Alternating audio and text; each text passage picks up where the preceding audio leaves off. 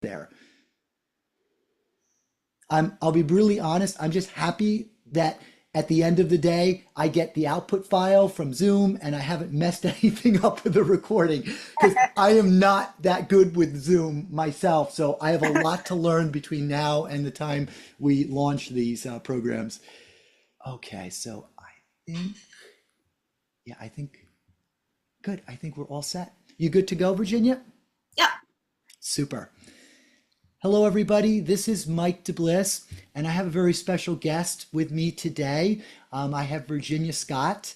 Virginia Scott is a beloved instructor that I've had the unique opportunity to work with, over the last 6 or 7 years in a variety of settings, from summer classes to classes during the course of the year. We are bringing Virginia in to teach a very special course on From the Stage to the Courtroom, Improvisation and Effective and Dynamic Communication for Lawyers. How are you, Virginia? Great. It's a rainy day today. So Yes. I'm a little moist, but I'm good. Virginia, could you tell everybody a little bit about yourself? Sure. I am a teacher of physical theater and physical comedy, and also mostly a director and advisor of that type of work. I've worked a lot, primarily in comedy, but also in physical theater areas. Let's see. I just directed an adaptation of The Birds by Aristophanes, and before that, The Government Inspector by Gogol. So yeah, that's Wow. And what do you have in store for us in this program? well, we'll be working with improvisation, and particularly my focus in terms of improvisation and in terms of physical acting and comedy is really about communication, right? So there's sometimes with acting, there can be a lot of thinking about your feelings and your sort of internal experience, which has its place. But I always say to students, how do I know what you think or what you feel? How do I believe you? Why do I believe what you say to me? The only thing that I can see is I can see what you do, I can see your body, and I can hear your voice. So whatever I'm understanding about what you're doing is through that. It's through your body and your voice. So how do we use these, your body and your voice, to communicate in a way that, and where there is actual communication happening, where there's engagement, the audience is actually listening to you, the person you're talking to is actually listening to you, they're actually believing what you're saying, right? There's your understanding that they understand you. This is called, we call it complicité. It's a French word. It means complicity, but it's more fun to say it the French way. So complicité is this space between you, the presenter, the actor, the lawyer, the performer, between this person who is giving and the people who are receiving. And of course, we think that this is an elastic dynamic space, right? So it's not just blah, blah, blah. I just say to you and I just throw a bunch of stuff on you, and then the audience just sort of gets covered with whatever it is you're putting out. But you say something, you give something, and then you listen to what they give back, and then it's a conversation, a back and forth, a kind of call and response. Through by doing that, then there's more communication happening and there's more engagement. Another kind of metaphor that I think of is, particularly with comedy, but really with any kind of engaging form, right? You're creating a playground. You create a structure. You create, perhaps you could think of this as your argument, or the plot point or the structure of what it is that you're telling about, right? So this is the playground. The audience needs to understand, okay, yes, on it. You engage us by playing dynamically in the moment, in complicité with us, and you take us for a journey along this playground that keeps us engaged with what you're telling to us, rather than just you're telling it to us and maybe we pay attention to you, maybe we don't, maybe we think about where we're going to lunch, then we might have some trouble down the line, right?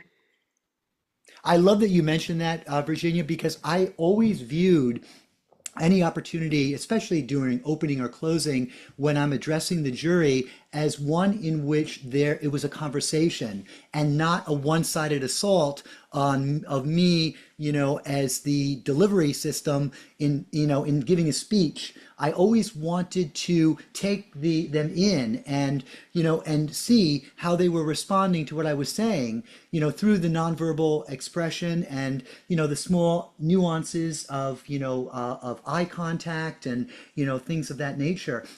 Are those things that you will be bringing in terms of creating a sensitivity of for the performer?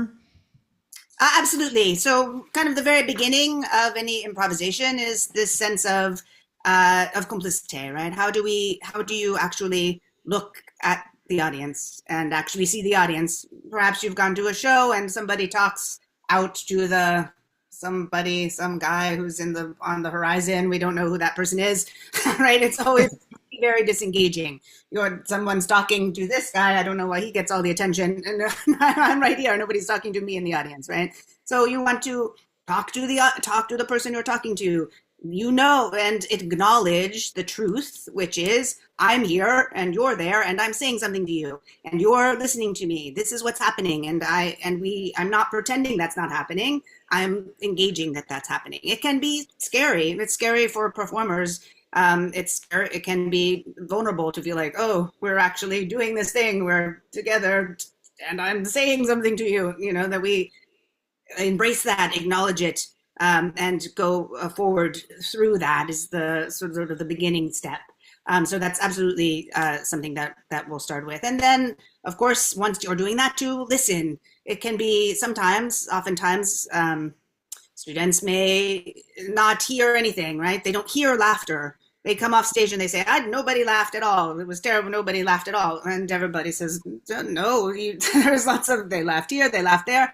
And they say, oh, I did not hear that, right? Because you're inside your own head freaking out thinking, oh no, blah, blah, blah. You're inside your own internal experience and you're not with us in complicité in this space between us. So it takes a little adjusting to be able to find this space, to be comfortable with this space, to really live in this space, because this space is one you can't control, right? You don't get to decide what happens. You don't get to make, sometimes in acting, there's this thing called an actor's choice, which I often disdain. And make actor's choices, but they only take you so far. You make a choice, but then the choice is no longer yours. You don't know what's going to happen. So you choose to go forward, and then you have to be alive to what happens in the actual moment. And so it's a little bit out of your control. What you can then do to be an expert, what you can then do to ride that wave effectively is to say, okay, this is out of my control, but what can I do? I can listen. Yes. I can listen, I can be sensitive, I can respond, I can engage in a conversation, I can engage in a game of call and response, right? And I can be sensitive to that. And I have faith that if I do that, the audience, the jury, the judge, the people that I'm speaking to will feel that, will acknowledge that, and will be drawn into that, right? Rather than to be pushed away by my billboard that I'm just flashing at you. Yes. Yes, you've touched on so many wonderful things. The last thing I wanted to ask you about is, I think we definitely come from the same perspective of the body, revealing so much and being the front line of expression. Could you talk more about that, Virginia? Yes. So, right, theater, but for sure is a visual. It's a very visual medium, right? But a lot of times and also when we are all gathered together or even on Zoom, right? You see a person. It's not just, why do we do Zoom? When COVID happened and we all had to start having all our business happen on the internet, we said, oh, we have to have Zoom. Well, what's different from Zoom than a phone call? Well, it's visual, right? We want to see also the visual. So it's a whole aspect of communication, but we oftentimes think, oh, emotions, that's different from physical. Thinking, thoughts, processes, ideas, my argument, this is not physical. This is separate, and physical is something else. But I want to encourage the idea that the physical and the emotional and the vocal are together. They're all friends, they're all apart, right? So in fact, how you express through your body, how alive you are in your body is an essential way in which you can gain engagement, right? And to gain engagement through being, you will be physically present most of the time when you are speaking to people. So your body will be part of it. So you want your body to be working in concert with your voice, with your ideas, your point, right? You want these things to be working in concert so that everything is being worked to draw the people who are listening to you into your engagement, right? So we bring the body with, and if when we see a body that plays in concert with voice, with the subject matter, the content of what you're talking about, when we see these things have an integrity together, the audience immediately believes you. Right? It's only when we see a voice that's different from a body, and we see a body that's different from the content of what they're saying, there's something very human that we think something is not quite right here. There's some manipulation going on in the presenter. So, but when we say, "Oh, look, it's impossible. The integrity is so perfect. It's impossible that this person could not be telling the truth because we see that then their voice and their body and the thing that they say are all going together in such integrity, for sure, there's no question, right? So that's what we're looking to find with the body. Beautiful, beautiful. Thank you so much for sharing that.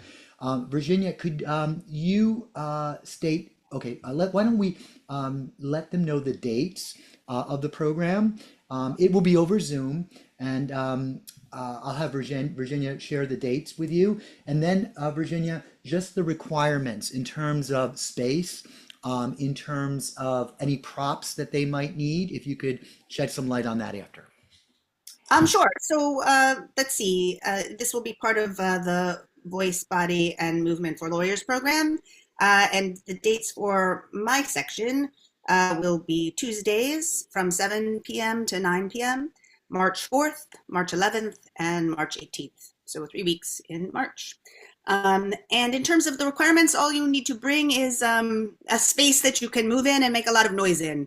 So it's nice to try to find the full, if you can be very, very loud and make a lot of noise and have a really, really huge body, then you can find all the spectrum from as loud and as big as you can be all the way to stillness. But if you can only ever go this far, then you only have this much, right? So you want to be able to go the whole way so that then you can choose at what scale you will play, depending on where you are and what you want to do. So it will be really great if you can have a space where you can make a big ruckus and move around, and clothing that you feel free to move about very freely in. And that's really about it, I think. Great. And that'll be 7 to 9 p.m. Eastern? Yes. Great. Virginia, thank you so much. And everyone's in for a real treat. I have been working with Virginia for, oh boy, like I said, 6, 7 years, and she is one heck of an instructor. Virginia, you just have such an eye. You're able to see things and see things develop and see the strengths in every one of the students. And what I love about you too is that you see things in your students that that not everybody sees, and you're able to bring it out in a way that is very soft and in a way that is not intimidating or frightful. And I think that that really gives your students agency, at least it has for me, and taken ownership of those things that, those skills that I possess and that others possess that we can really bring to the foray when we're on stage or in the courtroom. Oh, well, thank you, Mike. That's so sweet. I think you're on to me. Great. Thanks again, Virginia. All right. Bye-bye. Bye-bye. Great, Virginia. I'm going to